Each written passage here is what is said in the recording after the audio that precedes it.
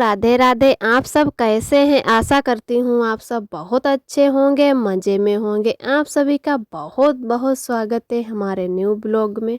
तो हो चुकी है एक प्यारी सी सुबह और अपने अपने घरों में सभी दोस्त हमारे स्वस्थ होंगे, मस्त होंगे और आप सभी के आशीर्वाद से मैं भी अच्छी हूँ। और ईश्वर से मेरी यही प्रार्थना है कि यूं ही अपने काम में सब आगे बढ़ते रहें, तरक्की करते रहें।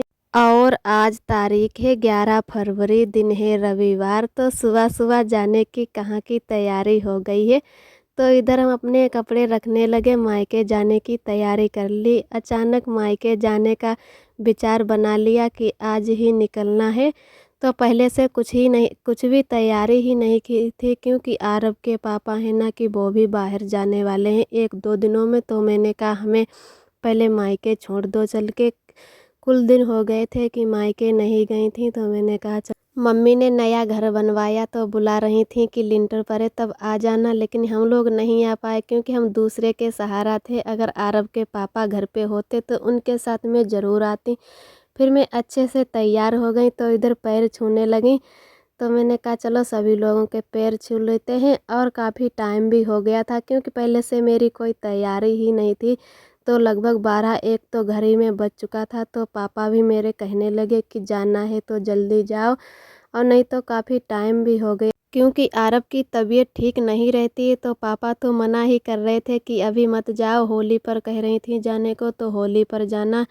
और अभी आरब की तबीयत भी नहीं ठीक है। तो मैंने कहा चलो अभी दवाई आरब की थोड़ी है भी, और डॉक्टर के पास जाकर दवाई भी ले लेंगे फिर जाएंगे। तो मैंने कहा चलो टाइम भी ज़्यादा हो रहा है तो दवाई साथ में रख ली ही थी। कहा कि चलो अपने घर वहाँ पे ले लेंगे दवाई। और क्या है कि पापा भी सही कह रहे थे कि आरब की तबीयत नहीं ठीक है, इधर उधर जाओ तो बच्चे को हवा भी ज़्यादा लगती है, पानी भी बदलता है, तो उसकी वजह से सर्दी जुकाम ज़्यादा हो जाता है। और इधर मैंने रास्ते का कोई क्लिप वीडियो नहीं बना पाया क्योंकि मेरे साथ आरब था, इसलिए मैंने कोई वीडियो नहीं बना पाई। तो इधर हम जब बैठे थे अपने शाहबाद के लिए तब मैंने थोड़ा ही वीडियो बनाया था और फिर आ गए अपने घर। तो इधर हमारी दीदी की बिटिया भी आई थी, जो ताऊ की लड़की है, उन्हीं की ये बिटिया थी। तो हम जाना कि हमारी मौसी आ गई हैं, तो सभी लोग आ गए थे। तब तक हमारी मम्मी भी चाय बना कर ले आई। कहा कि सभी लोग चाय पियो, और तो सभी के लिए चाय लेकर आई मम्मी। तो उनकी बिटिया भी थी, वो कहने लगी, कोई कह रहा था कि बुआ आई हैं जिसकी मैं बुआ लग रही हूँ, और जो हमारी दीदी की बिटिया थी वो कह रही थी कि मौसी आई हैं। तो सभी बच्चे यहाँ पर आ गए थे। मम्मी ने कहा कि आरब को हमें लाओ, तब तक आप लोग चाय पियो और आरब को हम खिलाते हैं। और इधर मिलते हैं आप सभी दोस्तों को सुबह के टाइम। तो बहुत ही सुनहरी और अच्छी धूप निकली है। इधर आरब के पापा और हमारे भैया हैं ना कि वो लोग जा रहे हैं सुबह सुबह टहलने के लिए। पापा हमारे इधर आग जलाए हुए ताप रहे हैं। और अभी हमारा नया घर बना है तो ये इंगल सब लगे हुए हैं, इधर उधर धन्नी जो है ना कि लगी हैं। तो कहीं बीच भी नहीं है अच्छे से निकलने या जाने के लिए, जगह जगह पे धन्नी लगा रखी हैं। अब 1-2 दिनों में ये लिंटर खुल जाएगा तो आप सभी दोस्तों को अच्छे से दिखाएंगे कि कैसा मकान बना हुआ है। और बहुत ही अच्छी धूप निकली है सुबह के टाइम।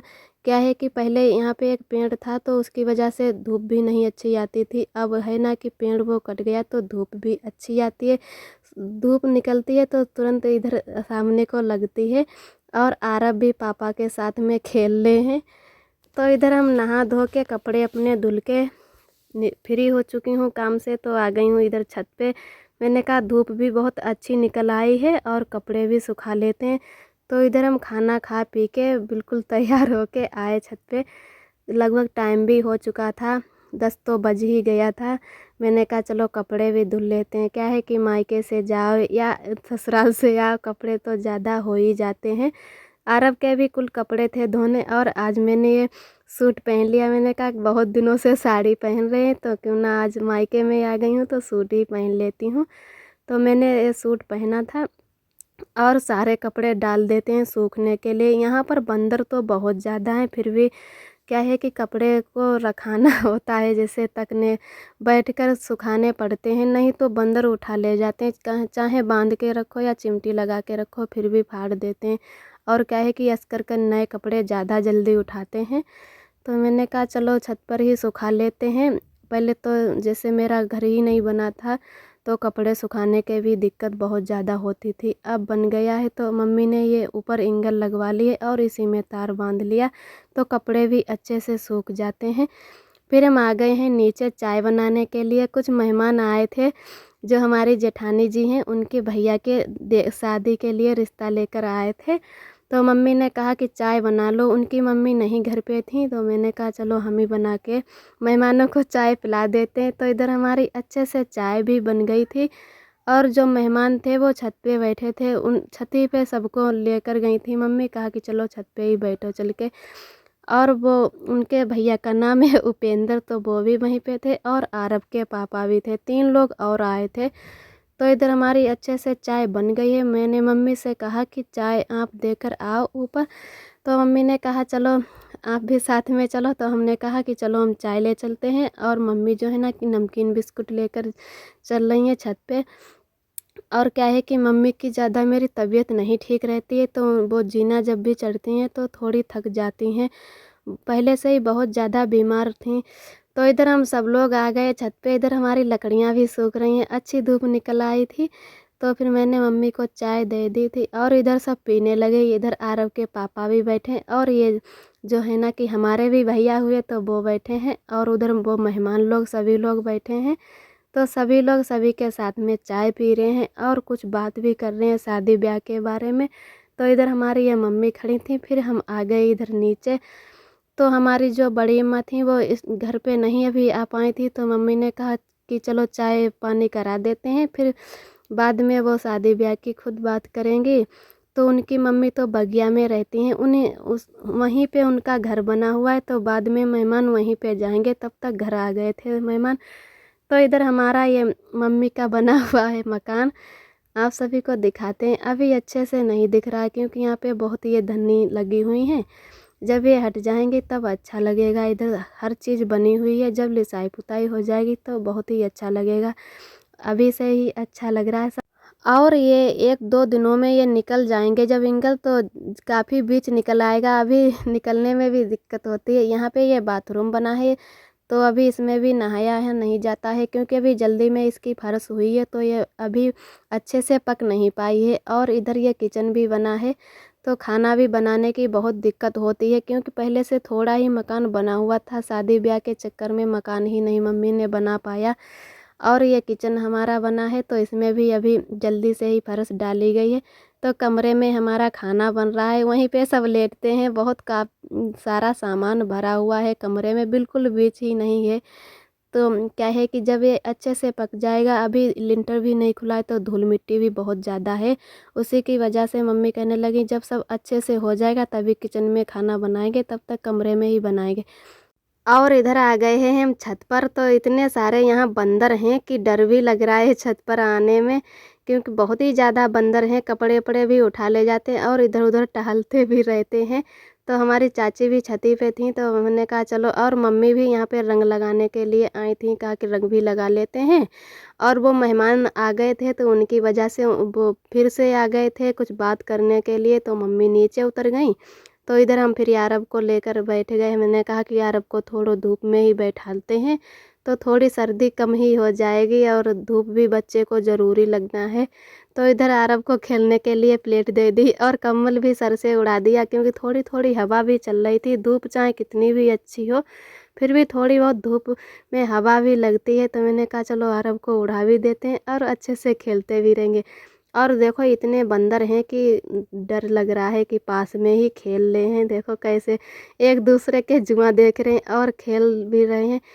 तो थोड़ी देर ही धूप में बैठे, फिर टाइम भी हो गया था शाम का खाना बनाने का। तो लगभग बज चुके थे 5 तो बज ही गए थे। तो इधर आ गए मोहरा पर बनाने के लिए खाना।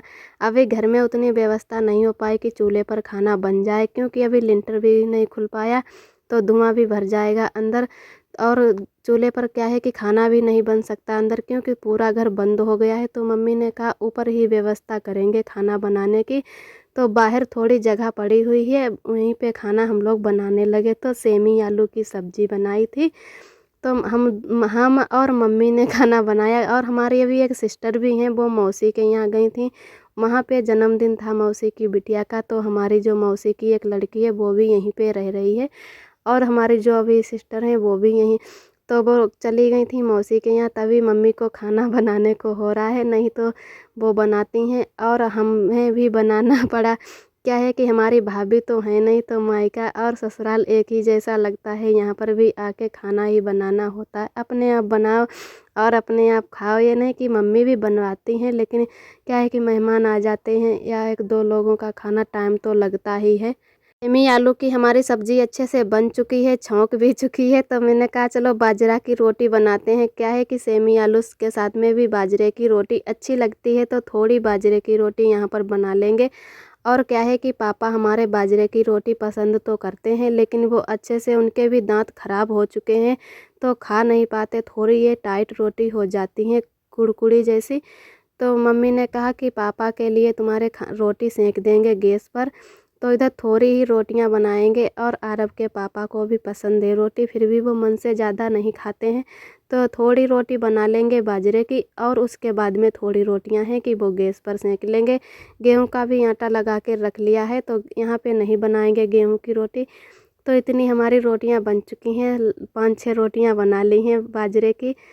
और बहुत ही अंधेरा यहाँ पे हो रहा है, तो टार्च लगा जला के बना रहे हैं रोटियाँ, क्योंकि हमारे यहाँ पे अभी लाइट की व्यवस्था भी नहीं हो पाई है, तो उसी की वजह से अंधेरा भी लगने लगा है। तो लाइट जला ली थी मोबाइल की, तो खाना भी बन गया साथ साथ में। और फिर इधर हम बैठ गए बर्तन धुलने के लिए, मैंने कहा तब तक बर्तन भी धुल लेते हैं, उसके बाद में और काम देखते हैं। तो मम्मी ने मना कर रही थी कि बर्तन हम धुल लेंगे, आप रहने दो धुलने को, तो मैंने कहा चलो थोड़े ही बर्तन हैं धुल लेते हैं, क्योंकि मम्मी को भैंस ने मारा था, उसकी वजह से उनको दिक्कत ही रहती है। उनकी जो पीठ की रीढ़ होती है उसके गुर्रियों पे थोड़ा मांस आ गया है, उसकी वजह से उनको झुकने को मना किया है डॉक्टर ने कि कोई भी झुकने वाला काम ना कीजिए, उससे आपको दिक्कत हो। बर्तन वर्तन धुलने से मना किया है, कपड़े भी वो तो नहीं धुल पाती हैं और तख़्त पर ही लेटने को बताया, तो बहुत ही ज़्यादा दिक्कत होती है। तो मैंने कहा चलो हम आ गए हैं यहाँ पर, तो रहने दो, हम कर लेंगे, और थोड़े ही बर्तन होते हैं तो हम ही धो लेंगे, तब तक आप आरब को खिला लो और हम काम कर लेंगे। फिर भी उन्होंने खाना बना लिया था, थोड़ा हेल्प कराती रहीं, और मैंने अब कहा कि चलो हम बर्तन भी धुल लेते हैं। और जो भी भैया दीदी हमारे चैनल पे न्यू आते हैं तो प्लीज़ लाइक और सब्सक्राइब ज़रूर करें, कमेंट करें। और भैया दीदी बहुत ही प्यारे प्यारे कमेंट करते हैं, हमें बहुत ही अच्छा लगता है, बहुत ही खुशी मिलती है, उनको तहे दिल से बहुत बहुत धन्यवाद। और जो भैया दीदी हमारे चैनल पे न्यू आते हैं वो लाइक और कमेंट नहीं कर पाते, उनको भी तहे दिल से बहुत बहुत धन्यवाद। आज का वीडियो दोस्तों यहीं तक है। हमारा वीडियो कैसा लगा कमेंट में ज़रूर बताना। फिर मिलते हैं अगले वीडियो में, तब तक के लिए आप सभी दोस्तों को मेरा प्यार भरा नमस्ते।